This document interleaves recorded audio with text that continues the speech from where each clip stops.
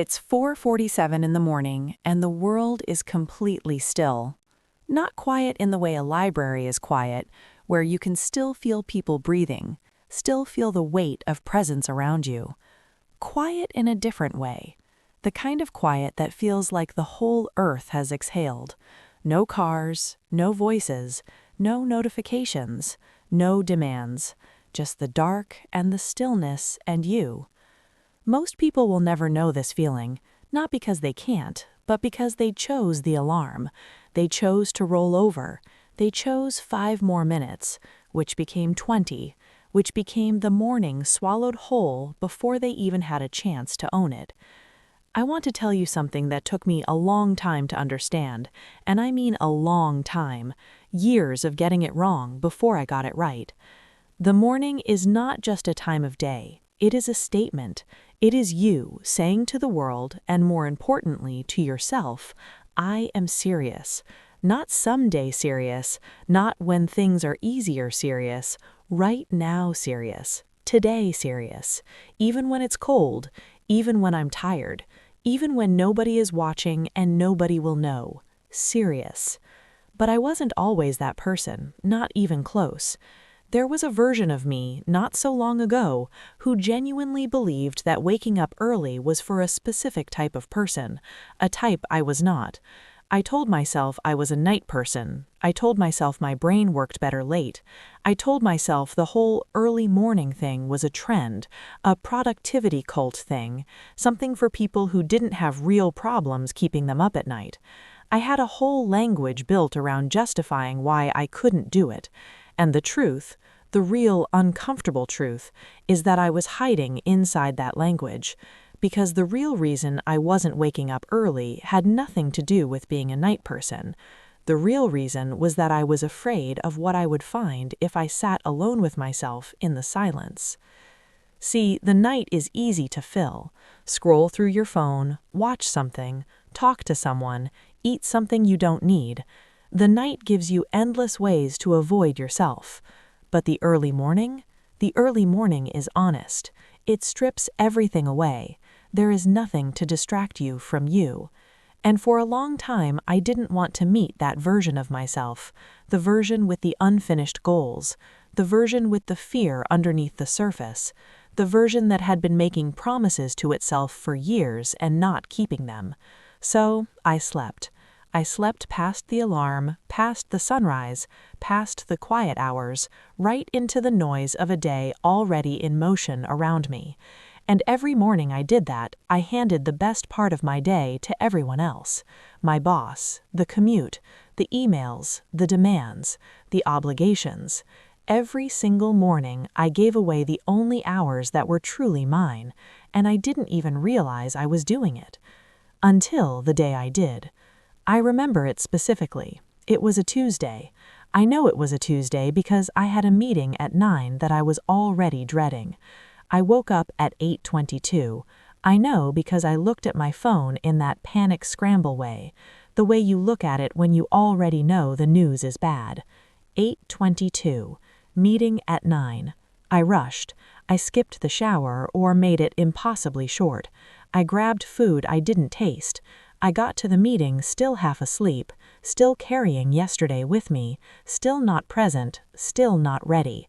And halfway through that meeting, sitting in a chair with bad coffee in a paper cup, I had a thought.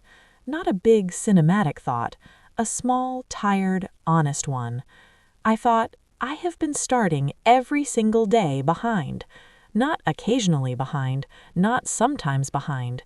Every day. For as long as I could honestly remember, I had been starting every day already in debt to the hours, already reactive, already chasing, already handing control of my morning to whatever came first through the door, whatever demanded my attention, whatever noise arrived loudest. And I had been doing this so consistently for so long that I had started to believe it was just how life worked, that this was just what adult mornings looked like: rush and react, scramble and chase, repeat. I left that meeting and sat in my car in the parking garage for a long time. I wasn't crying, it wasn't that kind of moment. It was more like a recognition, like finding out a door you'd always thought was locked had actually been open the whole time, and you'd just never tried the handle. The door was the morning, and I had never really tried. Now here is where I have to be honest with you, because the easy version of this story says I went home that night, set the alarm for 5 a.m., woke up transformed, and everything changed. That's not what happened. What happened was messier and more real, and I think more useful to you. I set the alarm for 5:30. First attempt. I turned it off in my sleep. I don't mean I snoozed it. I mean I have absolutely no memory of hearing it. My hand just found it and silenced it like a reflex, like my body had built such a deep habit of rejection that it didn't even need to consult my brain anymore. I woke up at 7:48, saw the time, felt a specific kind of defeat, and lay there staring at the ceiling for a while. I tried again the next day. This time I remember hearing the alarm. I remember the feeling, that cold, dark 5:30 in the morning feeling, and the immediate war that started inside me. One part of me saying, "Get up," the other constructing an argument faster than any lawyer I have ever seen. You're tired, you went to bed late, you need sleep to function, rest is important, successful people rest. You can start tomorrow. Tomorrow you'll feel better about it. Tomorrow, tomorrow, tomorrow. I listened to the argument. I rolled over. I slept until 7. And here is what I noticed in that moment of rolling over, in that tiny defeat. I felt worse, not better.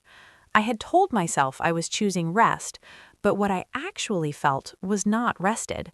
I felt like I had broken something, like I had made a small promise to myself the night before, I'm going to try, and then watched myself break it in real time. And the feeling of a broken self-promise is not neutral. It does not leave you where it found you. It leaves you slightly less trusting of your own word, slightly less confident in your own follow-through, slightly more likely to listen the next time the argument comes. Most people don't realize this. They think hitting snooze is neutral. They think sleeping in is just rest. But every time you tell yourself you're going to do something and then you don't do it, even something small, even just an alarm, you are teaching yourself something. You are teaching yourself that your word, to yourself, doesn't really mean anything. That the decision you made last night when you were clear-headed doesn't have to survive contact with the morning when you're uncomfortable. And once you've taught yourself that lesson enough times, it stops being just about the alarm. It bleeds into everything. Goals you set and abandon, habits you start and stop, dreams you carry around but never actually chase, they all live in the same part of you as that alarm, and they all get affected by the same pattern. I didn't understand all of this yet, not then.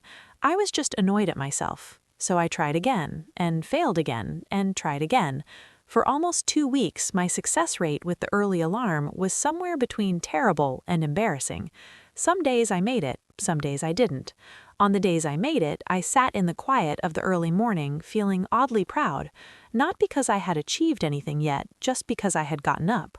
And on the days I didn't make it, I carried a particular kind of gray feeling through the whole morning, that color of mild self-disappointment that tints everything slightly wrong. The turning point, and I want to be careful here, because it was not dramatic, it was not a lightning bolt, it was not a mentor appearing with wisdom. The turning point was a conversation with someone I hadn't expected to learn anything from. She was an older woman who lived in my building. I used to see her occasionally in the elevator in the lobby. One morning, one of the mornings I had actually gotten up early, I ran into her in the lobby at around 6 a.m. She was coming back in from a walk. She looked, to be blunt, completely awake, completely present, not performing wellness, just actually there, in the moment, eyes clear, unhurried. I must have looked the opposite because she looked at me and smiled and said, unprompted, "First week is a fight, second week is a negotiation, third week it just becomes who you are." And then she got in the elevator and the doors closed. That was it. No further explanation, no context. She probably said it and forgot it immediately. But I stood in that lobby for a full minute just holding those words because something about them was the most accurate description of the process I had ever heard. First week is a fight. That was exactly right. Every morning was combat. Me against the comfort of the bed, me against the dark, me against my own internal lawyer arguing for more sleep. Second week is a negotiation. Also exactly right. By the second week, I was bargaining. Okay, 5:30 is too hard. 5:45? Can we do 5:45? Can I skip Wednesdays? What if I make it to the gym 3 times instead of 5? All of that, negotiation. The resistance wasn't gone, but it had changed form. It had moved from brute force to strategy. Third week, it just becomes who you are. I hadn't reached the third week yet, but she had, and something about the matter-of-fact certainty in her voice, not inspiring, not motivational, just factual, like she was describing how concrete dries, that hit me differently than any quote I had ever read. Because it made it sound not like a transformation, but like a process, a predictable, survivable, ordinary process. I went upstairs and I committed, not with a journal entry or a vision board or a declaration to someone, just internally, quietly, I said, I'm going to get to the third week. The third week did not feel magical when I reached it. I want to be very clear about that because if you're waiting for magic, you will be disappointed and then you will stop. The third week felt like this. I woke up at 5:30 and the argument was still there, but it was quieter, like it was speaking from further away, like the distance between me and the pull of the pillow had grown just enough that I could see past it. I still felt the resistance, but I felt something else too, something underneath it, a small, steady current of wanting to get up, of genuinely, actually wanting the morning, and that was new. Because for all those weeks before, I had been forcing myself toward the morning, pushing, fighting, grinding. But somewhere in the third week, the direction of the force changed. Instead of pushing myself out of bed, something in the morning started pulling, gently, quietly, but real. I started to understand what the silence at 5:30 in the morning actually is. It is not emptiness, it is space. It is the only space in your entire day that belongs entirely to you before the world puts its hands on it, before your phone fills up with other people's urgency, before the news arrives with its weight, before the job and the responsibilities and the roles you play for everyone else. Before all of it, there is this, the morning, yours. And when you start waking up to it consistently, something begins to shift in a way that is hard to describe but impossible to miss. You start the day having already done something. Even if all you did was get up, make coffee, and sit in the quiet for 20 minutes, you have already done something. You have already made a decision and honored it. And that matters more than you think. Because the first action of your day sets a tone, not just emotionally, neurologically. The first decision you make in a day, the first commitment you keep, that primes the mechanism for the rest of the day. Start the day by rolling over and going back to sleep. You've primed yourself for ease over effort, comfort over discipline. Start the day by doing the hard thing, the chosen thing, the thing you decided yesterday you were going to do. You've primed yourself for follow-through. You've told your brain, before the sun is fully up, we do what we say we're going to do. The ripple effect of that is enormous.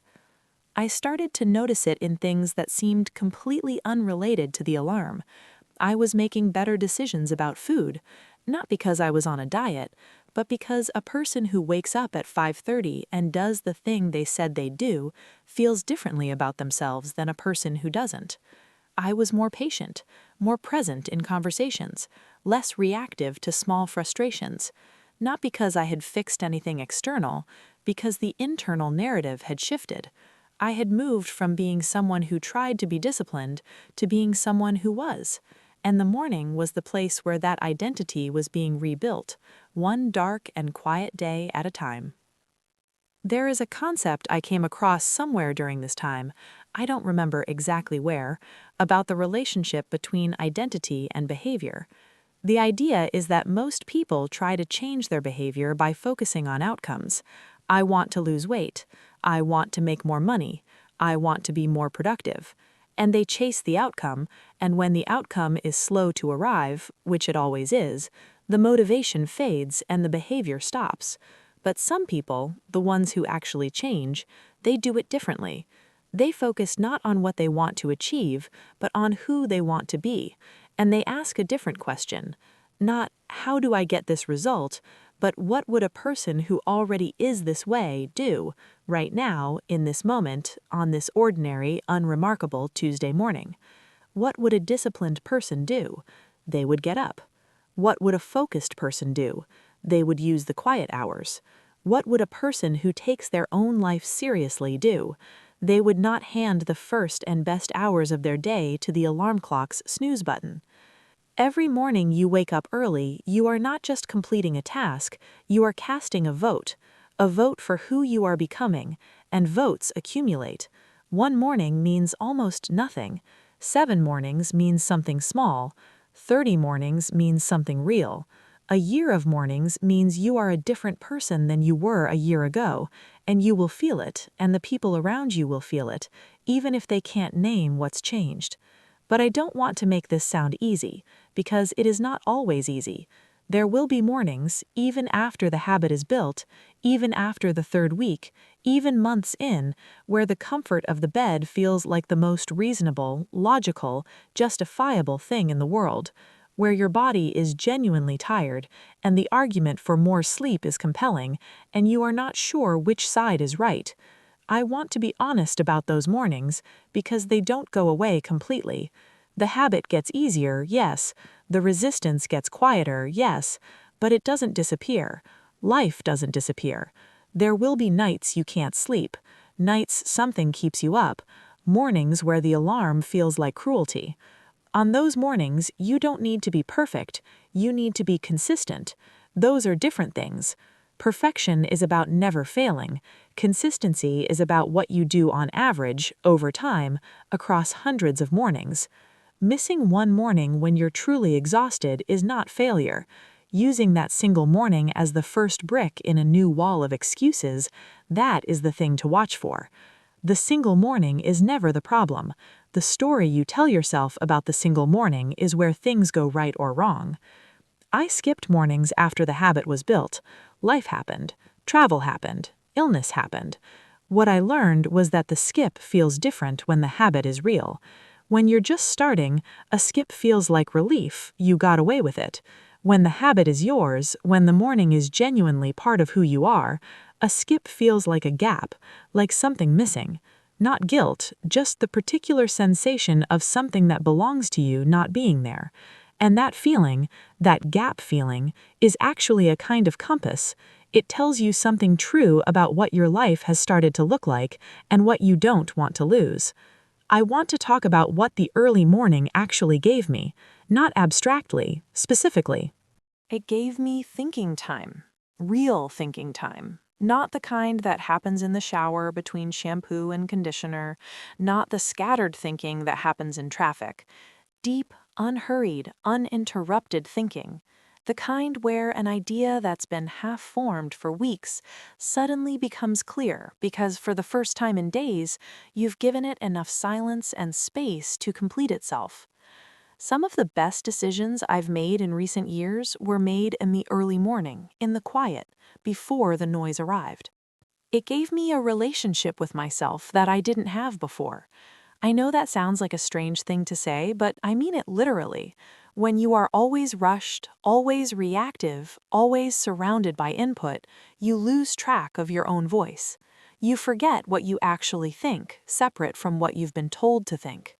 The morning gives you back that voice, because in the quiet, with no one to perform for and nothing to react to, you start to hear yourself. And sometimes what you hear is uncomfortable. Sometimes you realize you've been avoiding a decision. Sometimes you realize something in your life isn't working. Sometimes you realize something is working beautifully and you've been too busy to feel grateful for it. All of that, all of it, lives in the morning silence, waiting for you. It gave me a sense of control in a world that constantly tries to take that feeling away. You know what I mean by that. There are so many things in life you cannot control. You cannot control the economy. You cannot control what other people think of you. You cannot control the random misfortunes that arrive uninvited. You cannot control the timing of your biggest breaks or your deepest losses. But the morning, that is yours. The alarm is yours. The decision to get up is yours. And when you make that decision, day after day, in the small and private dark of 5:30 in the morning, you are quietly, powerfully, steadily exercising the muscle of agency. The muscle that says, I have influence over my life. I am not just carried by the current.